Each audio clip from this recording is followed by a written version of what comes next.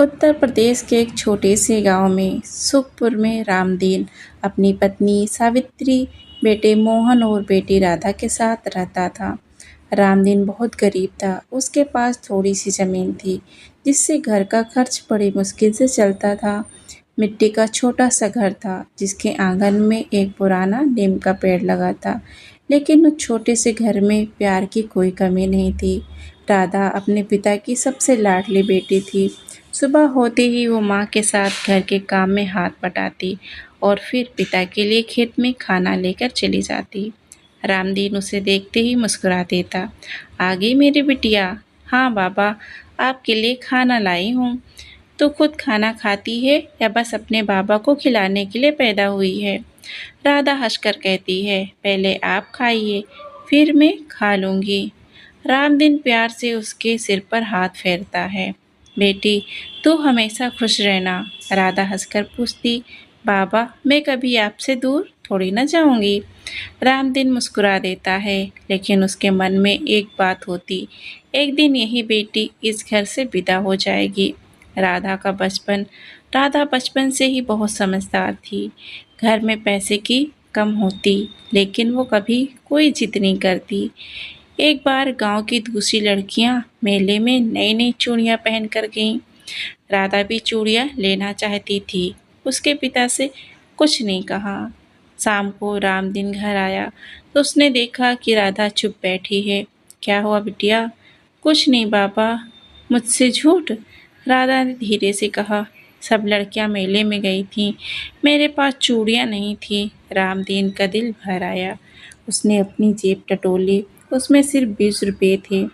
वो अगले दिन मजदूरी करने गया और अपनी मजदूरी में से पैसे बचाकर राधा के लिए हरी चूड़ियां लेकर आया। राधा ने चूड़ियां देखी तो उसकी आंखें चमक उठी। बाबा, इतनी सुंदर? रामदीन बोला, मेरी बेटी के हाथ में इससे भी सुंदर लगेगी। राधा दौड़कर पिता से लिपट गई। सावित्री दूर खड़ी ये सब देख रही थी।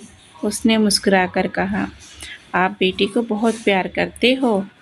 रामदीन बोला, बेटियां होती ही प्यार के लिए है।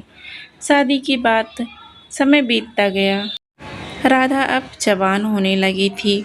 एक दिन गांव की एक बुजुर्ग महिला रामदीन के घर आई। उसने कहा, रामदीन, शहर में एक अच्छा लड़का है, नाम है सुरेश, नौकरी करता है, परिवार भी ठीक है। रामदीन ने राधा की ओर देखा।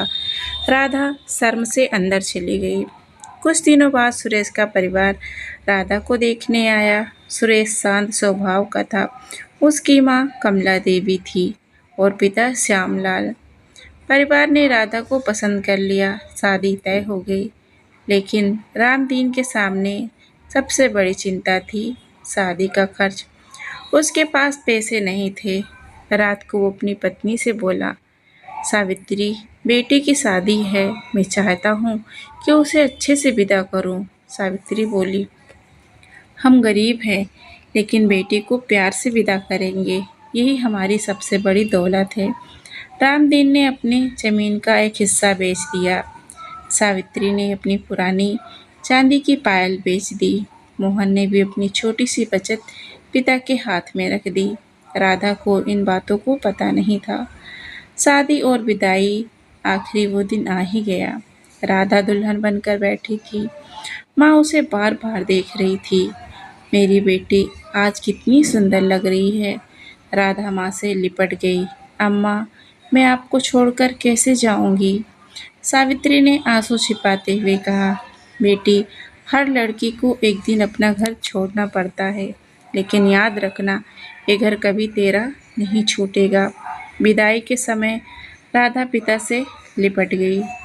बाबा, मुझे मत भेजिए।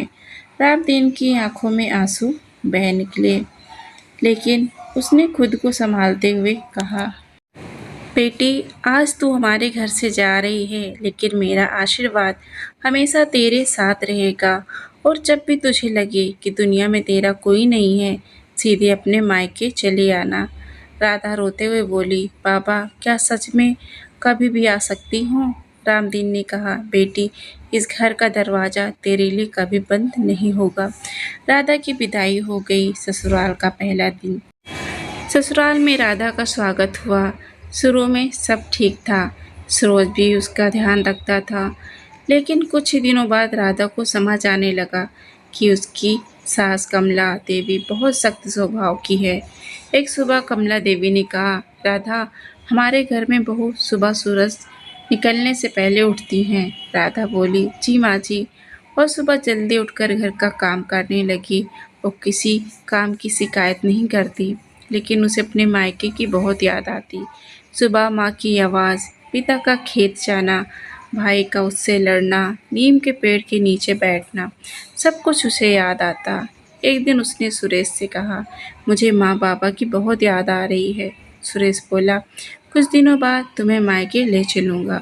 राधा मुस्कुरा दी। पहली बार मायके जाना था। एक दिन बाद सुरेश राधा को मायके लेकर गया। राधा जैसे ही घर के दरवाजे पर पहुंची, उसकी माँ दौड़कर बाहर आई। मेरी बेटी। राधा माँ से लिपटकर रोने लगी। मोहन भी बाहर आ गया। दीदी मुझे भूल गई क्या? राधा ने हंसते हुए कहा। तू तो पहले से भी ज़्यादा मोटा हो गया, मोहन बोला, और तू पहले से ज़्यादा कमज़ोर। पिता रामदीन चुपचाप बेटी को देख रहा था। राधा ने पिता के पैर छुए। रामदीन ने उसे आशीर्वाद दिया। उस दिन घर में जैसे त्योहार था। सावित्री ने बेटी की पसंद के पकवान बनाए। राधा बार बार आंगन में घूमती, नीम के पेड़ को देखती, पुराने दीवार को हाथ लगाती। उसे लगता जैसे उसका बचपन वहीं खड़ा होकर उसे बुला रहा हो। शाम को जब सुरेश ने कहा कि अब चलना चाहिए, राधा की आंखें भर आई। रामदीन बोला, बेटी रो मत, अभी घर तेरा है, जब मन करे आ जाना। मायके की परेशानी। कुछ समय बाद रामदीन बीमार पड़ गया। उसकी तबीयत लगातार खराब रहने लगी। डॉक्टर ने इलाज के लिए पैसे मांगे। मोहन के पास इतने पैसे नहीं थे। सावित्री ने राधा को कुछ नहीं बताया। वो नहीं चाहती थी कि बेटी ससुराल में परेशान हो, लेकिन एक दिन राधा को पड़ोस की चाची से पता चल गया। वो तुरंत मायके पहुंची। पिता को चारपाई पर देखकर वो रो पड़ी। बाबा, आपने मुझे बताया क्यों नहीं? रामदीन बोला, मैं नहीं चाहता था कि तू परेशान हो। राधा ने कहा, बाबा, मैं आपकी बेटी हूँ, आपकी परेशानी में साथ नहीं दूंगी तो किस काम की बेटी हूँ। उसने अपने पति से बात की। सुरेश ने भी राधा का साथ दिया, उसके इलाज के लिए पैसे दिए। रामदीन का इलाज शुरू हुआ। धीरे धीरे उसकी तबीयत ठीक होने लगी। रामदीन ने सुरेश का हाथ पकड़कर कहा, बेटा, मैंने बेटी तुम्हें दी थी, आज तुमने साबित कर दिया कि मैं गलत घर नहीं चुना। समय का बदलना। कुछ साल बीत गए। राधा की एक बेटी हुई। उसका नाम था परी। राधा परी को लेकर मायके। सावित्री ने अपनी नातिन को गोद में लिया। अरे बिल्कुल राधा जैसी है। रामदीन हंसने लगा। नहीं, ये बिल्कुल मेरे जैसी है। मोहन बोला, बाप, इसमें आपका क्या है? रामदीन ने कहा, मेरी नातिन है, इसमें मेरा सब कुछ है। घर में हंसी गूंजने लगी। राधा को लगा जैसे उसका बचपन फिर लौट आया है। अचानक आई मुसीबत। एक साल बाद रामदीन की तबीयत फिर खराब हो गई। इस बार बीमारी गंभीर थी। राधा मायके पहुंची। पिता ने बेटी को पास बुलाया। बेटी, अब मेरी चिंता मत करना। राधा रोने लगी। बाबा, आप ठीक हो जाएंगे। रामदीन मुस्कुराया। बेटी, जिंदगी का कोई भरोसा नहीं होता, लेकिन मैं खुश हूँ। क्यों? क्योंकि मेरी बेटी खुश है। राधा ने पिता का हाथ पकड़ लिया। बाबा, अगर आप नहीं होंगे तो मैं किससे लड़ूंगी, किससे शिकायत करूंगी? रामदीन की आंखों में आंसू आ गए। जब मैं नहीं रहूँगा तब भी, जब मन दुखी हो इस आंगन में आ जाना, मुझे महसूस करना। राधा रोते हुए बोली, ऐसा मत कहिए। रामदीन ने आखिरी बार बेटी के सिर पर हाथ रखा। बेटी, माँ बाप कभी नहीं मरते, वे अपनी बेटियों को यादों में जिंदा रखते हैं। कुछ दिनों बाद रामदीन इस दुनिया से चला गया। पिता के बाद का मायका। पिता के जाने के बाद घर बिल्कुल शांत हो गया। वही आंगन था, वही नीम का पेड़ था, लेकिन रामदीन की आवाज़ नहीं थी। राधा उस चारपाई के पास बैठी रही। उसके पिता की पुरानी कमीज सीने से लगा ली। बाबा, आपने कहा था मैं जब भी आऊँगी आप मिलेंगे, पर कहाँ ढूँढूँ? माँ ने बेटी को गले लगा लिया। बेटी, तेरे बाबा यही हैं, हर चीज़ में हैं। भाई की जिम्मेदारी। पिता के जाने के बाद मोहन ने घर की जिम्मेदारी संभाल ली, लेकिन उसके पास ज़्यादा कमाई नहीं थी। राधा जब भी मायके आती, भाई की मदद करती। एक दिन मोहन ने कहा, दीदी, तुम इतना खर्च मत किया करो, तुम्हारा भी अपना परिवार है। राधा बोली, भैया, जिस घर ने मुझे बचपन में संभाला, आज मैं उस घर को कैसे छोड़ दूँ? मोहन बोला, लेकिन लोग क्या कहेंगे? राधा मुस्कुराई, लोगों का काम कहना है, मेरा काम अपने लोगों के साथ देना है। सास की नाराज़गी। धीरे धीरे राधा का मायके जाना कमला देवी को पसंद नहीं आने लगा। एक दिन उन्होंने कहा, राधा, शादी के बाद तुम्हारा घर यही है, बार बार मायके की चिंता करना बंद करो। राधा चुप रही। सुरेश ने ये बात सुन ली। उसने माँ से कहा, माँ, मायका कोई ऐसी जगह नहीं जिसे शादी के बाद भुला दिया जाए। कमला देवी बोली, लेकिन बहू को अपने ससुराल के लिए जिम्मेदारी भी समझनी चाहिए। सुरेश ने कहा, वो अपनी जिम्मेदारी समझती है, लेकिन वो बेटी भी है। उसके माँ बाप ने उसे पालने में पूरी जिंदगी लगा दी। अगर आज उन्हें उनकी ज़रूरत है तो उसे जाने दीजिए। राधा ने पति की ओर देखा। उसकी आंखें भर आई। माँ की बीमारी। समय बीतता गया। सावित्री बूढ़ी हो गई। एक दिन वो सीढ़ियों से गिर गई। मोहन ने तुरंत राधा को फ़ोन किया, दीदी, अम्मा की तबीयत बहुत ख़राब है। राधा उसी समय मायके के लिए निकल पड़ी। अस्पताल में माँ बेहोश थी। राधा माँ का हाथ पकड़कर बैठ गई। अम्मा, आंखें खोलो। सावित्री ने धीरे धीरे आंखें खोली। राधा, हाँ अम्मा, तू आ गई। आपने बुलाया और मैं ना आती क्या? सावित्री मुस्कुराई। तो बिल्कुल अपने बाबा जैसी है। राधा रोने लगी। माँ और बेटी की आखिरी बातचीत रात को। सावित्री ने राधा को पास बुलाया। बेटी, मुझे तुमसे एक बात कहनी है। कहिए अम्मा। कभी इस घर को बेचने मत देना। राधा चौंकी। क्यों? क्योंकि ये घर सिर्फ मिट्टी और ईंट का नहीं, इसमें तेरे बाबा की मेहनत है। इससे तेरे बचपन की हंसी है। इसमें तेरी पहली चूड़ियों की खनक है। इसमें तेरी विदाई के आंसू हैं। राधा माँ के सीने से लग गई। सावित्री ने कहा, बेटी, जब मैं न रहूँगी तब कभी अकेलापन लगे तो इस घर में आ जाना। राधा रोते हुए बोली, अम्मा, आप भी बाबा जैसी बातें मत करो। सावित्री मुस्कुराई। माँ बाप की उम्र लंबी हो तो अच्छा है, लेकिन बेटी के दिल में उनका घर हमेशा रहना चाहिए। कुछ समय बाद सावित्री भी इस दुनिया से चली गई। सोना आंगन। माँ के जाने के बाद राधा का मायका बिल्कुल सोना हो गया। एक दिन वो अकेली घर आई। दरवाज़ा खोला। धूल जमा थी। आंगन में सूखे पत्ते पड़े थे। नीम का पेड़ अब भी खड़ा था। राधा ने आंगन में कदम रखा। उसे लगा जैसे माँ अभी अंदर से आवाज़ देगी, राधा आ गई बेटी। लेकिन कोई आवाज़ नहीं आई। वो माँ की तस्वीर के सामने बैठ गई। अम्मा, बाबा, मैं आ गई हूँ। उसके आँखों से आंसू बहने लगे। देखो, मैं अपना घर भूलकर नहीं आई। मैं आज भी वही राधा हूँ। वर्षों बाद समय बीतता गया। मोहन शहर में नौकरी करने लगा। राधा के बच्चे बड़े हो गए। एक दिन उसकी बेटी परी ने कहा, माँ, आप अपने पुराने घर में इतनी बार क्यों आती हैं? राधा उसे अपने साथ मायके ले गई। नीम के पेड़ के नीचे बैठकर उसने कहा, बेटी, इसे पुराना घर मत कहना। परी ने कहा, क्यों? राधा बोली, क्योंकि ये मेरा मायका है। मायका क्या होता है? राधा मुस्कुराई। मायका वो जगह है जहाँ बेटी बिना बताए भी चली जाए तो माँ दरवाजे पर खड़ी मिलती है। जहाँ बेटी कितनी भी बड़ी हो जाए, पिता उसे बच्ची ही समझता है।